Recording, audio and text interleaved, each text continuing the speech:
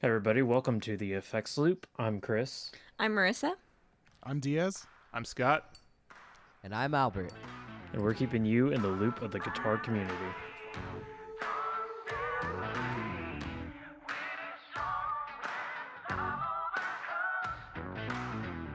Did someone start a lighter or something? No, I don't know what that was. Oh, I have a Zippo in my hand, and I thought I was quiet. Sorry. Hey, I'll boost that up like right before the intro music clicks, like click, and then music. I'll give you guys one guess what color it is. Orange. Yeah, look at You Aubergine. stole my answer. Oh, he's Of showing course. it. All right, this episode is brought to you by Lambertone Pickups. They've been, they've sent us the Crimas for us to demo, and we're gonna get that out as soon as possible. That actually leads into my what's new. I got a cable to extend my in-ear monitors because I apparently recorded the demo and it clipped. So that, and I put new brakes on my truck. That's what's new in my life.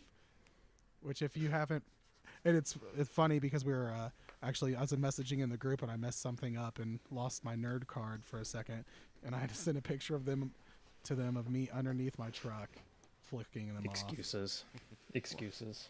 off. I can't count. Okay, I thought we were on episode 5. We're on episode 4. Depends if you're on Podbeam or not. Yeah, this is true. I need to delete that last one. Yeah. All right, and then so that's my what's new. Chris, what's new with you? Since this is April, Carter Stocktone ought to be starting back on demos soon. What are I've you? got an idea for a new show. New stuff that I got demos for. Let me look at my stack of pedals that's been getting bigger and bigger. I have a 8-bit pedal that takes your guitar signal and makes it sound like 8-bit computer noises. You're in my way, I can't see. I have the TC Electronic Third Dimension, which I'm going to do that by itself, and then side by side with the Dimension C from Boss. 15. No, it was like $9. It's a amp simulator. I got the 2 Pilot and a Behringer amp modeler. In the Walrus Jupiter that I've had since last year that they sent me that I haven't gotten around to yet. Oh gosh. Yeah, that's how far behind I am. They're gonna walk. You're gonna walk by the Walrus booth, and you're gonna dodge. What Colt is that the owner? Yeah.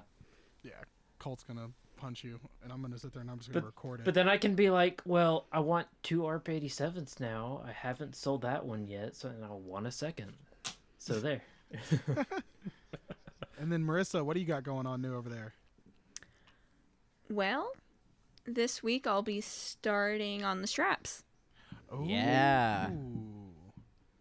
So, can you tell us anything about the straps? Let's just leave that as a surprise. Oh man, I just personally wanted to know. Yeah. Quick question: will there be any orange straps available? Oh, Yes, Albert, there will be. Okay. Oh okay, my I'm gosh, Sold. can you- I'm sold. I'll take 3. if you the Albie special. Also, if they come in There we go. tall people sizes, that would be wonderful. I'm not too worried about that one. For those who can't see us, because we can't see each other either, Albert is what we like to call Fun size. vertically. Oh my God. I was gonna say vertically differentiated than the most of us.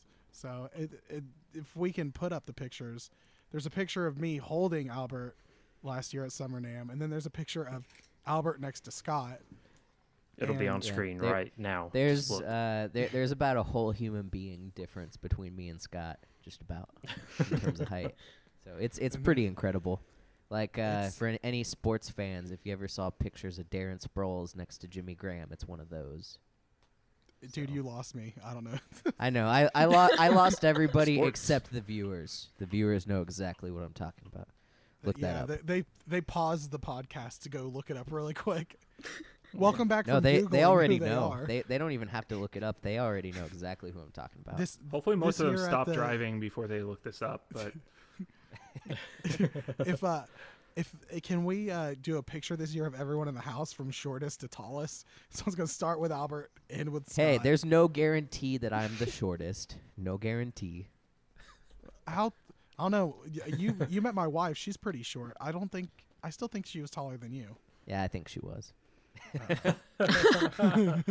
All right, so Scott, what's new with you? well, we're recording this one a little bit earlier. Sorry to spoil that secret, but right now I've got a couple of church things that I'm really working on pretty hard right now. We've got a full kind of song and dance Good Friday service that I'm drafting guitar parts for. We're actually going to have 2 electric guitar players for the first time in, I don't know, 5 years at our church. So it's going to be a little more complex and different there. And then I got Easter, and then we'll see if I'm ever invited to play guitar at church again after all this stuff. But with that, I got my my home studio rig. I haven't played piano in about 5 to 6 years. So I dug out my MIDI controller and have spent the whole week trying to get that thing working with the new version of Mac and all that kind of stuff. So it's been an interesting week of music for me. Nice. And Albert, what's new with you since you're going to be joining us this week? Yeah. So coming up pretty soon, I am gonna be getting a Big Ear NYC woodcutter, and I am super pumped for that. Love that dude. Love all his pedals, and I love rats. So, yeah, that'd be a good one to take out of context for later. I and- love rats. Yeah, I love rats. What can I say? Got a new ringtone for Albie now. Yeah, you know, I did grow up in Florida. There are a lot of rats there. So, Yeah. but- That and toads. yeah, and like a lot of other dangerous animals. But you know, what is this, a geography podcast? He did the thing. He did the thing. Yeah, yeah. So Big Ear NYC woodcutter, and then I'm also about to start saving to get a Rickenbacker 4003 pretty soon, since I'm a bass player mainly. So, and I'm super pumped for that. I listen to a lot of like heavy stuff, a lot of like stoner rock and metal and stuff, and those dudes are always playing ricks. A rick or a P bass, and the P bass is my other main instrument. So I've never it'll be a understood welcome addition. the whole Rickenbacker and heavy metal. Like when I look at a Rickenbacker, I think of like, true. Yeah. Yeah, I but don't- why did he use that? See, that's the whole thing. Like when I think of Rickenbacker, I just imagine like the Beatles and like all these Yeah. classic rock bands, like playing these guitar. You know, they look like classic rock instruments. You know, like Tom Petty and the Heartbreakers, people like that using it. You're like, oh yeah, no, that makes sense. And then you've like got doom stoner metal, and they're killing it with these Rickenbackers, and I'm just like, Yeah, well, it's mostly on the bass side, though. Oh, yeah. You know, you Yeah. don't really see those guys playing the Rick guitars. And in terms of bass, I mean, if you think about, like, probably the 3 most famous people that have used Ricks, it's definitely Lemmy, heavier guy.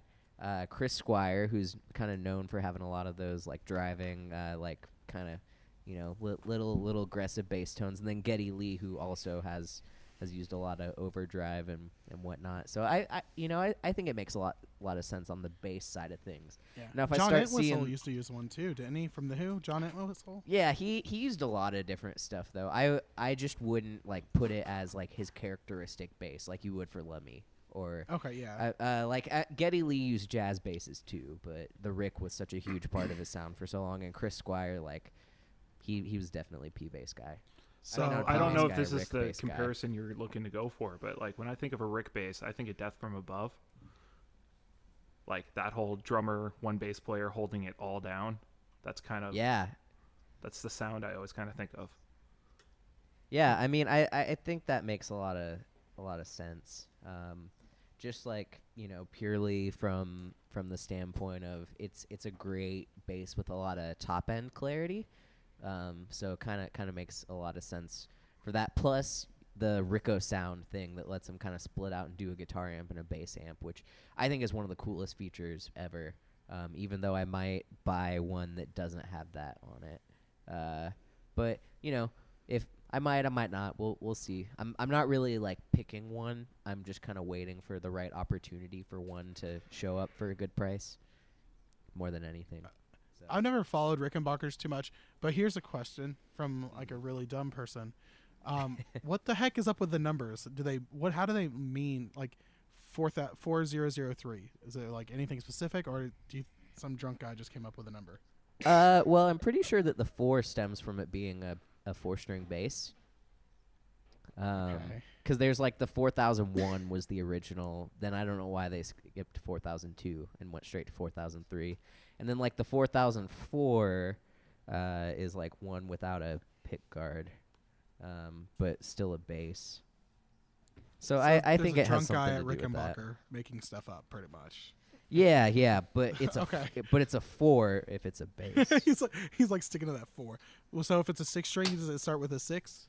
I don't think they've ever made a 6-string bass. Well, I'm talking about. I know they made 5-string. No, because I think a lot of their guitar models start with a 3, which I guess makes sense because like tuning keys, 3 and 3. So I think we're reaching. I don't know. Don't but the point defend is them, Albert. Point is they sound cool and they look cool, and Oh, they like look amazing. Yeah, even if they don't let you play them at NAMM, which is a little annoying. Why I'm gonna buy used instead of new. So just saying, Dang, if you want to start some beef with me, Rick, I'm here. Come at it. But I'm still gonna buy one of your basses. So I Just guess not you're the giving you any money. So who's the real winner here, Rick? All right. So let's move on to some gear news. We've got some new products that were announced. Dwarfcraft announced Dwarfcraft announced their Ghost Fax pedal. So try to say that really fast 4 times. Scott knows more about that than I do, so take it away, Scott. Yeah, so I first have to apologize. I didn't get to try one of these when they were at CME for the pedal jam, but this thing is pretty wild. If you want just complete chaos kind of sounds, this seems to be the device for you. It can do all sorts of envelope effects. So I should start by saying it's mainly a phaser, but not like this is not your phase 90 kind of a phaser. It gets completely, does the modem sound, does the kind of just crazy computer noises. Okay, I gotta stop. Who is eating a bag of chips right now?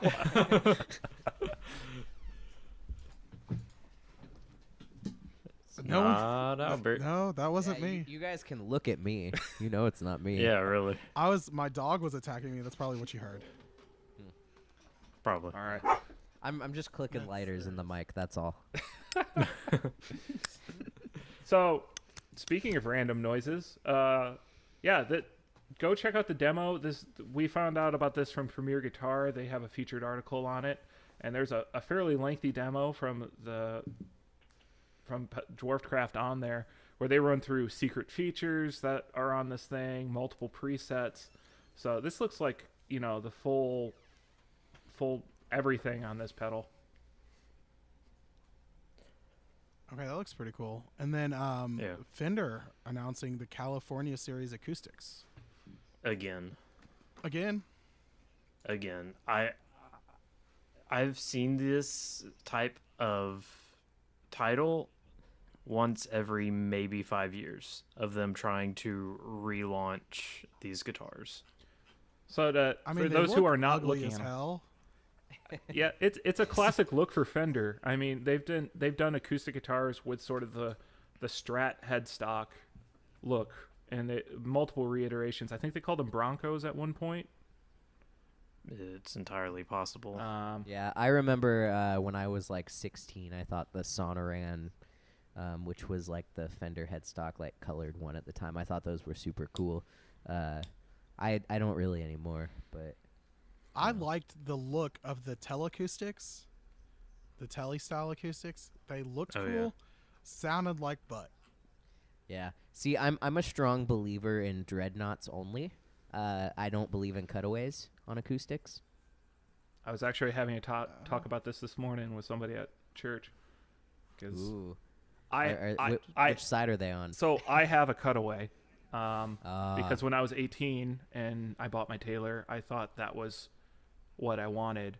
And then I've come to the realization lately that like I just don't play up there. I really don't need it. Yeah, and it's a simple trade for a slightly fuller sounding guitar a lot of the time. So Well, I think the problem with the Fender acoustics, I just think they're made poorly. Even the lower end lines that are full dreadnought, they just sound horrible. I don't know what they're using, but every Fender acoustic I've ever played sounds thin. Yeah, they're super. And Yeah, they sound thin, and they feel like you have to fight to play them. So Jack White would love them, well, he would have. or he would have. Not anymore. Since he changed his stance on it. But yeah, like they are a tough guitar to play, and you can't get a good sound out of them, in my opinion. Which could probably be why nobody buys them and they try to relaunch them every few years. Yeah. I had You know who I think makes really good, or at least used to make really good, affordable kind of lower end acoustics that kind of a dark horse to a lot of people, but Ibanez. Oh yeah. They're Oh yeah. AE they're 300. Yeah, what was it? still The have one. Artwood series, Yeah. I think it was. Yep. I bought like $150 acoustic when I think I was 17 out of that series, and it didn't have a ton of bottom end to it, but it was one of the better playing and feeling acoustics that I've owned, and I've had some pretty decently high end acoustics in my day, and I thought that it for the amount of money that I paid for it, it held up relative. The Ibanez that I played was, I think, one of the Artwood. It was like it looks really nice, and it has the like infinity kind of style logo at the 12th fret. I can't remember what the design is, but a lot of those had a really nice full sound. Mm-hmm. Yeah. Now sure. they're really low end ones that had the Ibanez logo that kind of looked like a Martin thing going on. Right near the top, just Ibanez. Some of those were hit and miss, but whenever you started getting into the $300 to $500 Ibanez range, new, they actually played fairly well. I had a woman, it was a friend of my wife, message her and say, "Can you ask Jonathan if I should get this guitar?" It was a Fender acoustic guitar for like $200. I sat there, I took the phone. I was like, "Don't buy it. Don't think about buying gosh. it." I was like, I will get. That thing is worth $5, like in my opinion, because that's it. It'll be good to hang on a wall. That's it. Yeah. So So my first acoustic was a Fender. Oh, I'm sorry. Yeah, but but like the story behind it was given to me by one of our youth leaders when I was like in junior high, and it was free, and they were just like, just use it because you're learning how to play, and I was really grateful for that. It was tough. Wow, way to play. make us feel horrible. Oh no. Dang it. It was It's like, wow, we're going on a guilt trip, guys. Yeah, it was a tough guitar to play though. Like the nut was way too high, so like fretting cowboy chords like would hurt my hand. And it took a lot to get playing it, and then eventually I gave it to a buddy of mine who was picking up guitar. He was traditionally a drummer, and then so what's fun about that is whenever we get together we kind of track down who has the guitar now, because we've given it away so many times, like in our group of friends. So it's kind of fun in that regard to just kind of see where that thing wound up, but it was not a great guitar. One of my favorite budget guitars acoustic is always going to be Alvarez. I've got two Alvarez guitars, and they both sound amazing. They play great. Well, I got one from the 70s, and I absolutely love playing it. It's one of those acoustics that you can just pick up and mess around with, and you're not fighting with it. It's just a fun lay around guitar. I mean, that's like when you get into the higher end, that's like Martin and guitars. For some reason, man, Martins are hit or miss with me. I think it's the way the neck is. Mm-hmm. They feel, I don't know, square is not the word I'm looking for, but they feel kind of awkward in my hands. Now Taylor is the one that I've always gravitated towards, though. Yeah, I have a Taylor over a Martin. I like the neck on it more, and it's just more comfortable for me. But I still just love the way a Martin Dreadnought sounds. Like, oh yeah, it's got that like classic, just nice dark. Taylors are very bright. Yeah, for they are. But that's usually the sound I look for in an acoustic when I play. But I think my Alvarez has kind of moved towards the Martin kind of darker sound. But they definitely have like a distinguished sound that sounds amazing. Yeah, I'm not too much of an acoustic guy in general, though. You can't put fuzz on acoustic, can you? I mean, I can. have, and I've made it sound all right, I think. He's like, don't challenge me, sir. Yeah. I will make it happen. I will make anything fuzzy. But yeah, I mean, I guess just being a bass player that like only plays fuzzy guitar, like it doesn't make a lot of sense for me to have a nice acoustic. I did have a pretty nice Taylor, but I traded it to my roommate for rent 1 month, so that was cool.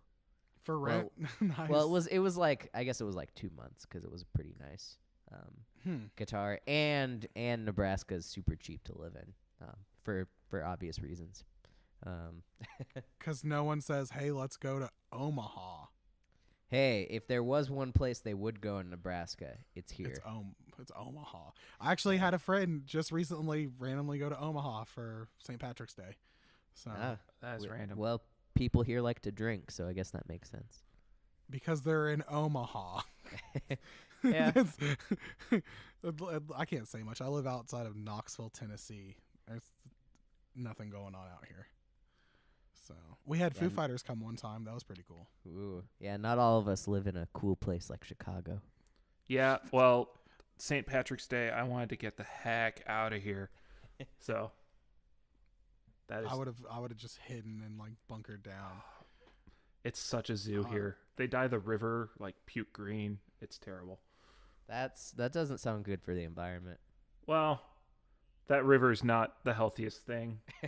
I've heard. No, I've heard. no one goes. Isn't that the river that Dave Matthews Band like? Yep. Yeah. Speaking of Taylor guitars in crappy situations, Yep. let's bring up Dave Matthews. All right. So actually, I was making the kids listen to him on the way to church today. So I was in a weird Dave Matthews mood. So, but let's move on to our topic. So Michael Pope is a guitar player for Bethel.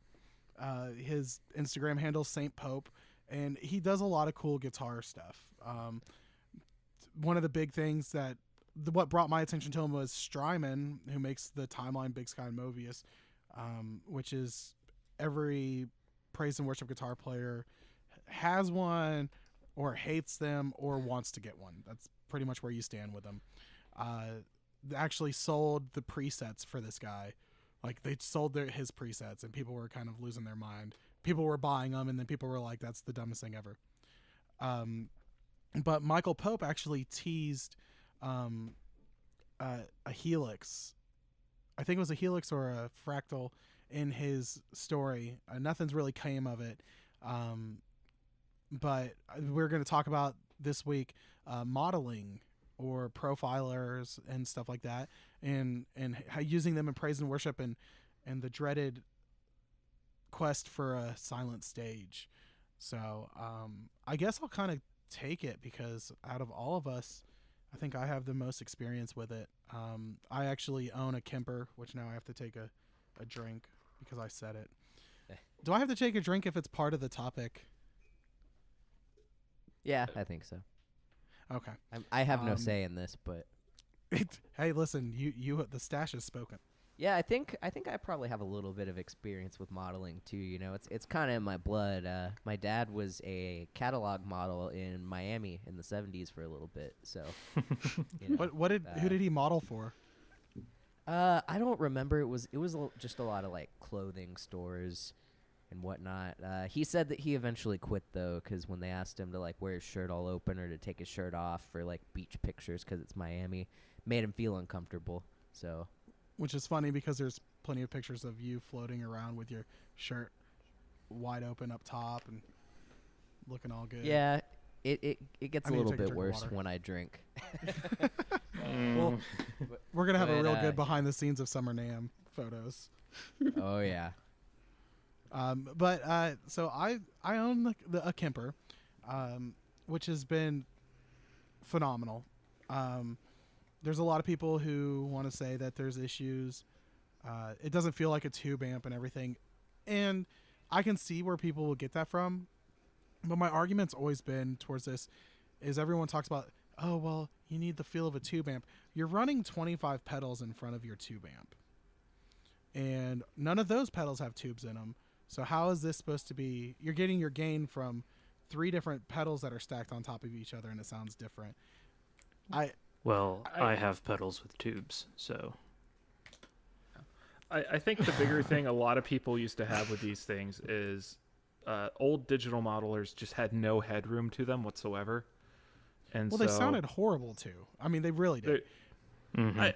I don't know. I mean, you can use a pot. Did anyone watch that Andertons video like a couple months ago where they're like, oh yeah, let's check out a Kemper versus a pod, and everyone was actually really surprised by like how good of a pod sounds if you just go direct with it. Oh yeah. Yeah. Versus... I mean, think about Lincoln Brewster. yeah. Good point.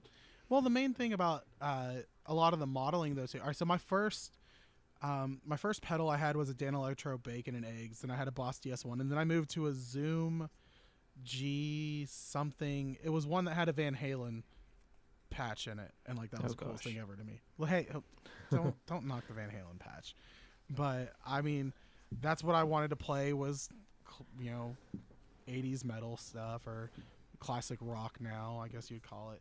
And it didn't. I mean, it sounded horrible, but we've moved forward. Just look at computers. I mean, half of the computers that came out after some of these modelers, like the Pod and stuff like that, are considered obsolete. We've improved a lot of our technology, and Kemper, in my opinion, is a prime example. I profiled an amp, and during NAMM, I really want to be able to do this, and we make a video of me profiling an amp, and how close they sound is remarkable. And you can feel the dynamics, you can feel, one of the main things is a lot of the digital ones were kind of like when you use a noise gate, how if you're playing soft, you don't hear anything. You have to play with the same dynamics. You can't play with softer picking dynamics and hear it. But with my Kemper, that's the same thing. I also played a Head Rush at Guitar Center a few weeks ago, and now that one I definitely did hear a lower quality in sound, but the guided user interface on that is phenomenal. You can actually drag. That's what I've heard about Helix or the Head Rush, is that the UI on it or user interface is fantastic. Yeah. But isn't it just the old Avid 11 kind of algorithms now in a foot controller? Mainly? Yeah, for the most part. The one thing I have to say, so the Kemper has some pretty cool built-in effects. A lot of the cool thing about the Kemper is it has built-in presets for the effects. Now, the big complaint that you've had from a lot of Kemper users is all the companies are using computer interfaces. Like you can have a program on your computer to change things on, your Helix, or to change things on your Fractal, stuff like that. Kemper doesn't have that, which is kind of tough. But it's definitely very in-depth with the way the settings you can change. And there's so many presets. Like I've gotten good. I've got a preset for EQ that's just called Cut the Mix. I turn that thing on as soon as I plug it in to make sure that I have an EQ that's going to help me cut through and be heard without having to crank volume and be fighting with other people. I'm just going to take the spot in the EQ that needs to be filled in. Now, when you use a Kemper, are you going direct out of it, or are you going into a cab? Okay, so my Kemper setup. This is I'll try to do a video next week. This is going to be coming out after Easter Sunday, but next week for us will be Easter Sunday. I'll try to do a video and post it of my actual setup. I still run a pedal board. I don't have the Kemper profiler remote, which if you buy a Kemper, I always suggest buying the remote because they're hard to find separate. Usually they're sold out on the website. So I use a full pedal board and a MIDI controller, which helps control my Kemper if I choose to. Right now, I pretty much use my Kemper as a standalone amp. I don't change amps through a service just because I found quite a few profiles that work, and it just depends on what I want to hear that week. I use a Morgan AC20 profile. I've got a John Mayer PRS signature amp, the JM, I think 100. Is that what it is? Yep. I've got a JM 100 profile I use. I've got a matchless lightning profile. And I just kind of cycle through those depending on what I want to use and if the other guitar player's there. And I run the 4-cable method, but I run direct out. And that's one of the main things is I use the built-in cab simulator, which is great. If I've heard a lot of people argue on the Kemper to use a cab simulator all the time, even if you're running into a cab, which I'm not really sure about that. But at home sometimes I'll plug into a cab if I want to really blast it. I've got like a Bugera 2x12 that's sitting around that I plug into, and so I mean I prefer running direct and listening to it direct because I get a good idea of what I'm working with whenever I'm tweaking my pedals. I know what it's going to sound like. So, and then we got, but the one thing, I haven't messed with the Helix. Does anyone mess with the Helix here? No. No, not really. See, people I know, they swear by them. And Line 6 has really made a lot of progress forward in the modeling and just their products in general. I've got a Line 6 G70 wireless. That thing's built like a tank and sounds amazing. They've always had pretty good wireless. And Chris, you have a Line 6 wireless, don't you? The G10? Yeah, the G10 little bug thing. Does that work pretty well for you? Yeah, I just kind of hate the limitation of like 50 feet. Because like there's been times that I've had to like mix sound as well as like playing, and if I ever have to like go out to the seats during rehearsal, it's like I can only go so far before it starts like getting a noticeable lag or just cutting out. How much do those run new? 180, I believe, somewhere in there. Okay, So So not it's still bad on at the all. affordable end. Yeah. Yeah. that's very affordable because my G70 was like $500. Yeah, And no. well, but I use it. I It's a lot built more. a cable for $50 and it works great. Just throwing it out there. Yeah, but I had Albert get me a cable built from Sinasoid for my wireless, and it sounds amazing. I'm using Sinasoid parts. I assembled it. Yeah, you Sinasoid for everything else except for the wireless. So I use them on some stuff. Depends on the day. you heard it here first, folks. He uses it on some stuff. So as far as modeling go, we were talking about the Helix for a second there. I can see myself getting a Kemper before a Helix because I have a complete pedal board at this point. So I don't totally feel the need to branch out from that. I'm like really happy with where my pedal board's at to the point that I locked it and went, I'm not moving anything for a couple months. So whereas like the Kemper is, whatever amp you want to plug into is kind of the idea of it.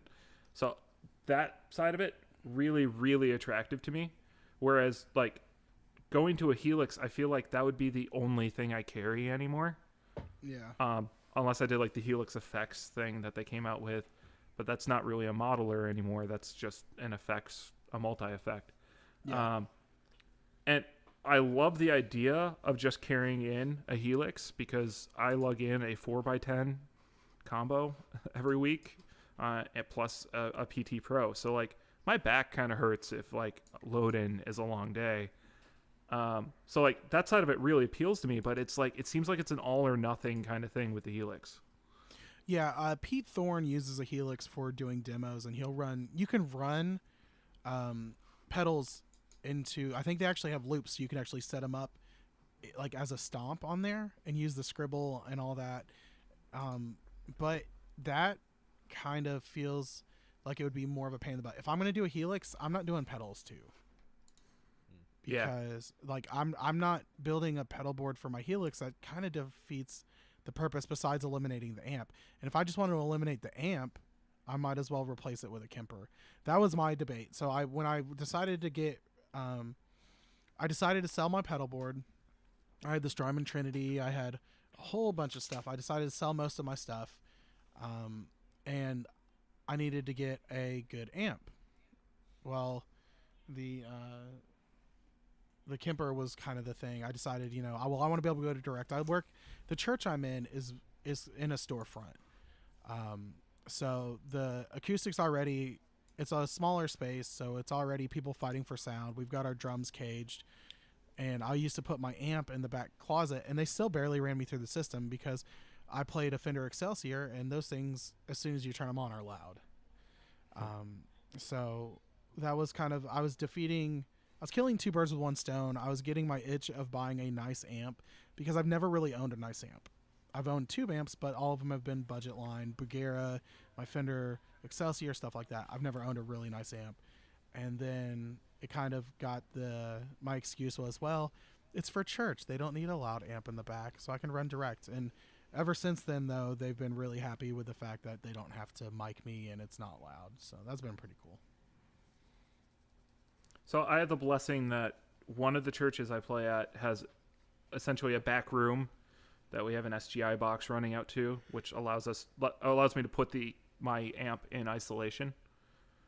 And so we get the silent stage effect from that. Or the other church I play at is a traditional theater, so it has lots of drapery, has a large tall stage house, so there's a lot of room for that sound to open up and doesn't really come in the house that strong.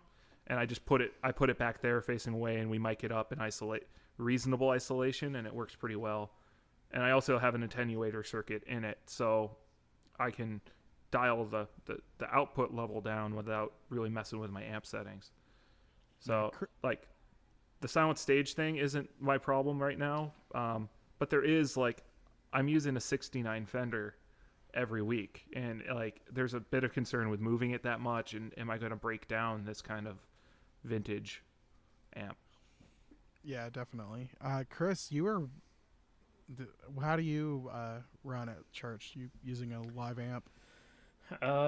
Yeah, I normally use a live amp. The last couple of times I've played, I've used a little hot tone British Invasion. It's like a little 5-watt D-class, I think, head. So I'll either mic that through a 212 with a greenback and blue, or it has a line out. I may just do that if I don't feel like dragging a cab with me, especially if I know they have in-ears. I'll just not even bother with the cab half the time. So does it have a built-in cab simulator, or is it? It's kind of more of a headphone out, so I'm assuming it may have something on it, but the owner's manual never specified yes or no of if it had a cab sim. But the couple of times I've ran it direct, our sound guy hasn't complained, and what I was hearing in my in-ears wasn't horrible. So Albert, do you like running direct? Yeah, so like I said earlier, I'm a bass player mainly. And there's a pretty strong back and forth among bass players about running direct. A lot of guys feel like you really need to feel the bass. A lot of other guys are pretty comfortable with just DIs. And if I'm being completely honest with you, sure, I like having a cab, but so the head that I use an Aguilar Tonehammer 500. And the preamp on that was originally designed to just be a standalone DI preamp, and it sounds great that way. When I play at church, they have a whole silent stage kind of deal. They do 2 Kempers and then Tonehammer DI, and I don't have any complaints about how that sounds. I know as long as I have a Tonehammer DI, then I can make sure that I sound good in just about any situation. So how do the guitar players like the Kemper at your church? They seem to like it pretty well. There are a couple of real snobby, tone snobby guys there, And even those ones are like, well, it's like 98% the same. So, and if if you can get those kind of people saying that, then that really means something. Especially like they play a lot of the like really modern, like dancey kind of stuff. So it's like you don't even really hear the guitars over all the loops and delay and whatnot anyway. So, in the context of a church service, I think that if you take price out of the factor, that whole kind of general thing of the profiles and the effects on board and all that kind of makes a ton of sense for the church world. Again, taking price out of it because it's way out of a lot of churches' budgets. Yeah. I think the whole wear and tear aspect of it too is really attractive when you look at a Kemper. That like if you're going to go on the road or you're going to be beating stuff up, it's just less gear to have to service constantly. You're not going through tubes, all of that. So like nowadays, if a church is going to say we're going to buy an amp for everything, are we going to get an AC-15? Are we going to get a Fender Deluxe? Are we going to get blah blah blah? I'd be hard pressed not to tell them to get a Kemper. Well, the main thing about the Kemper is the rate of fail on it isn't super high. I've only had one issue one time. So I did an update, and I don't think I thoroughly went through. I didn't go through that well, like testing it beforehand, because it was a beta update, and that's the thing too is you push these beta updates, and if you don't, I learned that one the hard way. But the cool thing is it's just like a computer. Back it up every time you change something, or not even every time you change something, but if you back it up here and there, you can do a factory reset, turn it on, plug in your backup, and it's exactly the way it was. So, in a lot of these, and the way I use the Kemper actually works out pretty well, because whenever mine messed up, I could only it got stuck on one amp, and it played and everything went through, everything was normal, except for my screen went to a factory error mode, and I couldn't change anything unless I turned it off and turned it back on. So I just left it on the factory error mode and played the entire service with the amp it was chosen on that sounded just fine. So I mean, you're always going to have an issue of everything's not going to be 100% dependable, but the main thing is that you're not having tubes where you have to try to find a guitar center at this time to fix a Kemper. 98, well, we'll go 98 because that seems to be the number. 98% of the time, it's something that you can easily just log into your computer and do. Or you can just do it from the Kemper. You can run a Kemper without ever plugging it into a computer. Yeah, I think I really agree with the whole reliability point, because even though I mentioned being a bass player, I still do play guitar, but both of my amps are pretty old, pretty vintage kind of stuff, like a 68 and a 74. So I mean, that kind of thing always is a worry to me that one of those are just gonna go out on me one day, and I would feel a lot more secure with a Kemper for sure.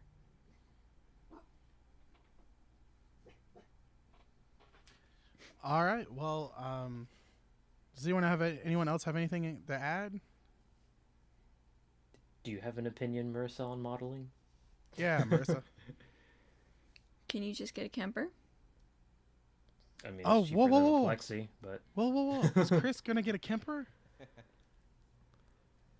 Chris, I don't know. Kemper. Is this going to be the cliffhanger we end on?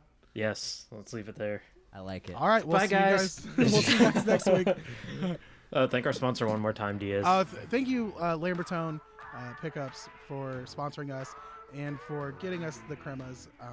We will have that demo out very soon. We keep teasing if it, it's I not out promise. already. If it's not out already. Hopefully it will be. And thank you, That's- Albert, for joining us today for a couple episodes. Yeah, Albert been from a good time. Sinasoid and Sqyatch Design Co.